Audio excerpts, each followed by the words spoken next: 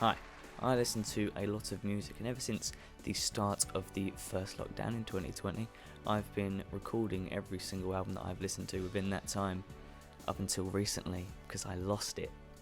The spreadsheet had over 300 different albums that I'd listened to, and it's gone because I factory reset my Mac and didn't think to save it. So I do what any normal person would do and start a new one, but now there's going to be a twist. Every week I'll give a recap of all of the albums that I've listened to and share my opinions. Did I like it? Did I hate it? I probably won't be hating things too much. Also, I said week. It's the 18th of January. So maybe monthly. But this will be the first week of albums. So I don't mean the latest albums to come out, so I won't only be covering albums that have come out in January 2022. I'll be covering all of the albums that I've listened to for the first time. So there'll be old albums that you would have listened to years ago that I've only just heard this week. Also, I'm not making these videos for anyone but myself, because I've put a lot of time into listening to these albums and consuming loads of different music, and I want it to be able to come to something, not just waste my whole life listening to this stuff. Bandana by Freddie Gibbs and Madlib. I've listened to Pinata and Alfredo, but I'd never listened to Bandana before, and it's by far the best of the three in my opinion. This album really does have zero skips, it just keeps you engaged throughout the whole runtime. The beats are insane. I've come to expect that from Madlib. Look everyone, look. And Freddie's voice and cadence really works well with the beats as well. By the time I get to Phoenix by Injury Reserve, this is my first Injury Reserve album, and I think that's part of my problem with it. I understand that this album's about mourning the loss of one of the group members, and some of the lyrics about that are very heartbreaking, like in the song Top Picks For You. It's very sad. I get the album is experimental, but Top Picks For You and Knees are the only ones that I can actually listen to. I'm not saying the rest are bad, they're okay, but I would never ever listen to it again. It's not appealing to my ears, and I like experimental music and experimental hip hop. I like the Armand Hammer record this year. I like Death Grips. I like Charlie XCX. I like 100 Gex. I like FKA Twigs. But this weren't doing it for me. I don't get it, and I don't want to not like this album. I want to experience what everyone else experienced. People say this is the favourite album of the year. I don't get it. I would really like to get it. I would like to enjoy it as much as everyone else, but I just don't. Led Zeppelin 4. This is my first Led Zeppelin album. You'll hear me saying that a lot.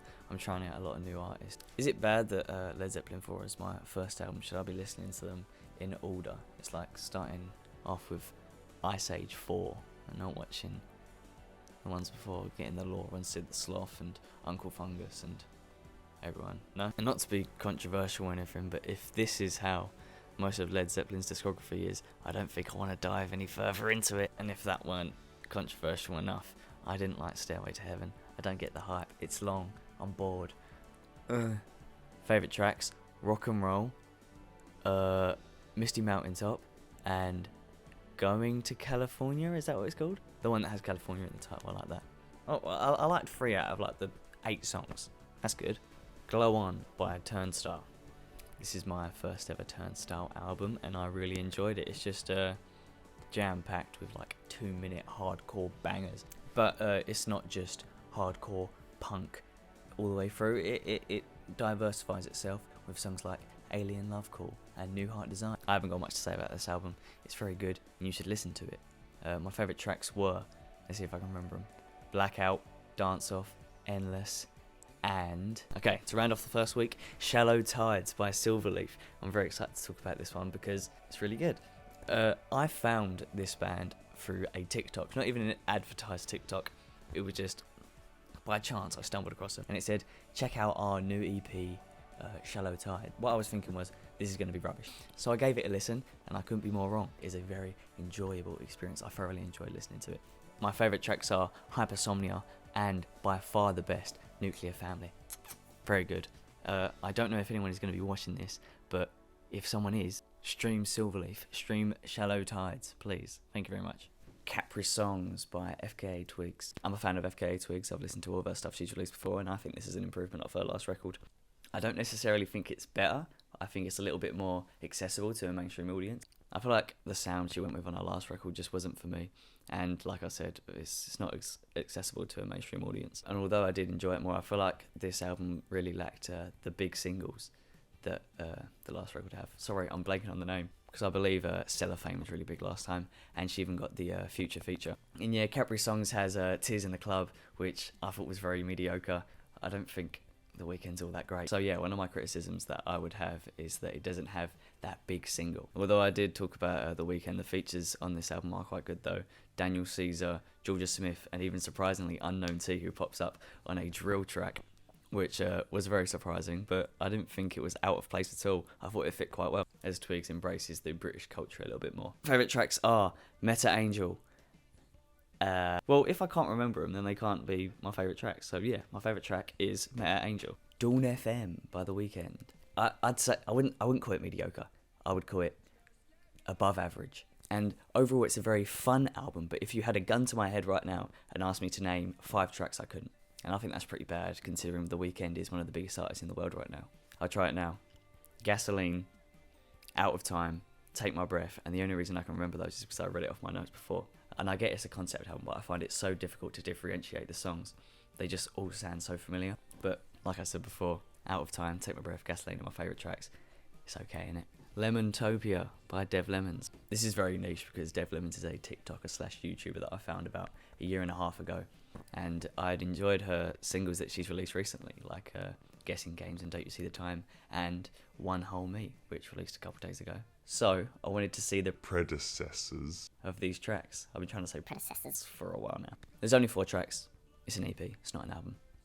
And there's not much cohesion between the tracks, but I really enjoyed it. Outlets and You Don't Do Laundry are very fun songs, and Sun or the Rain is a very good closing track. Too Many People, though, is by far my favourite track. It really taps into a weird niche feeling. It just makes me happy to listen to it.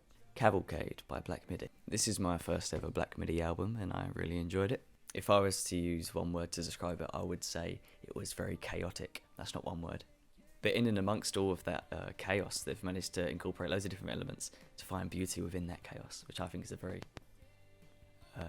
fascinating thing, because you have so much going on, and they add in all these jazz elements and all this spoken word, and it all comes together in a very weird mashup that just works somehow.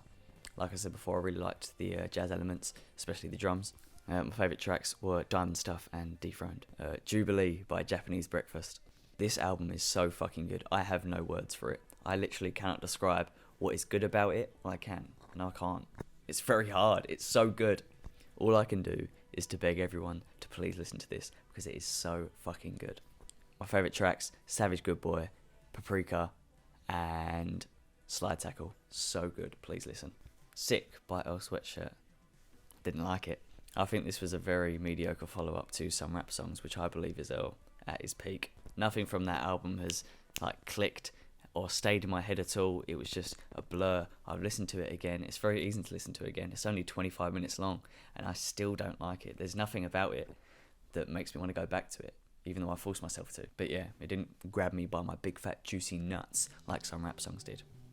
Floating Points by Pharoah Saunders and the London Symphony Orchestra. I've never listened to an album like this before. I guess you could say it's my first experience with a orchestral album. I don't know if this is the case with other orchestral albums, but I feel like it was really well paced. All in all, it was a very beautiful listening experience, and I was on the bus back from college when I listened to it, which probably ain't the ideal listening experience. And something about the album that I got to give it credit for is that even though I was on the bus filled with loads of snotty kids screaming and shouting on their way back from secondary school, it was still a very beautiful experience and allowed me to zone out and focus on the beauty of the music, even though there was so much chaos going on around me. Valentine by Snail Mail. This is my first Snail Mail album, and I really like what I heard. I think her voice is really, really good, and she has these weird vocal inflections that I'm a big fan of. I get a little bit lost on the slower tracks like Light Blue and Madonna, which I didn't love, but all of the other songs are straight slappers. I haven't got much else to say about it. My favourite tracks are Valentine, Forever, Sailing, and Mia. Haram, Armand Hammer, and The Alchemist. After being underwhelmed by Armand Hammer's feature on the new Earl Sweatshirt album, I thought I'd give Haram another listen, because I had dismissed it way too early on in the listening process in the past. The Earl feature is much better than anything on Sick, with the beat doing wonders for both Earl and Almond. Indian Summer's another high point. The samples really do carry this album, but the way these beats really complement his lyrics is the reason why this album works so well. That took so many takes. Blue Weekend by Wolf Alice. I really like this album, and I don't think there's a song in here that I didn't add to my playlist. Maybe the first one is a little bit too slow for me.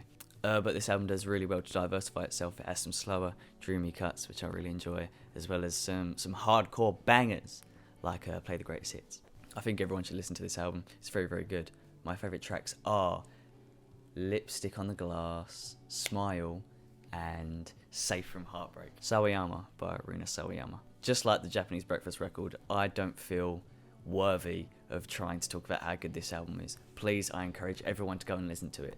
This is the craziest mix and blend of so many different genres that you wouldn't even dream of putting together. There's R&B, there's nu metal, there's pop. It's so good. I haven't got a favourite track because every track is my favourite. I do like Shut the Fuck Up. It doesn't matter what I like, just please listen to it and every song will be your favourite too. To Hell With It by Pink Pantheress. I was very surprised at how much I liked this album, although it wasn't anything that I wasn't expecting. It's only 19 minutes long, and each song averages out at like 1.5 minutes, which I'm not complaining about. She obviously knows the appeal her songs have. They're short, they're to the point, and they're slappers. Favourite tracks, the obvious, I call them the TikTok 4, Just For Me, Break It Off, Pain, Passion, and... oh, what's it called? Reason. Reason's really good. Pet Sounds, Beach Boys. I don't get it. I don't like it. I didn't enjoy listening to it at all. There's some like fun psychedelic stuff going on sometimes, but I was bored. Yeah, I haven't got anything else to say about it. I didn't like it. Hotels, Jasmine Sullivan. I didn't hear much buzz about this album, so I really wasn't expecting much, but I saw it on a couple end of year lists, so I thought I'd dive in. Jasmine Sullivan's voice is really good, and she really flexes her vocal range on killer singles like Pick Up Your Feelings and Put It Down, which turned out to be my favourite tracks from this album. A lot of people didn't like the Tales interludes, but I thought they did a really good job on making the album a cohesive unit. Very good album, listen to it. Pang, Caroline Polachek. Unlike Hotels, I've heard a lot about this album, so I was very excited to listen, especially as I've been listening to a lot of female indie pop artists, which I feel like we're living in a golden generation of. And Caroline Polachek is just another of those quality artists. The whole album is very atmospheric and artsy, mostly due to the layered vocals, which play a big part in that. My favourite tracks, Door, Caroline Shut Up, So Hot You're Hurting My Feelings, and there's another one,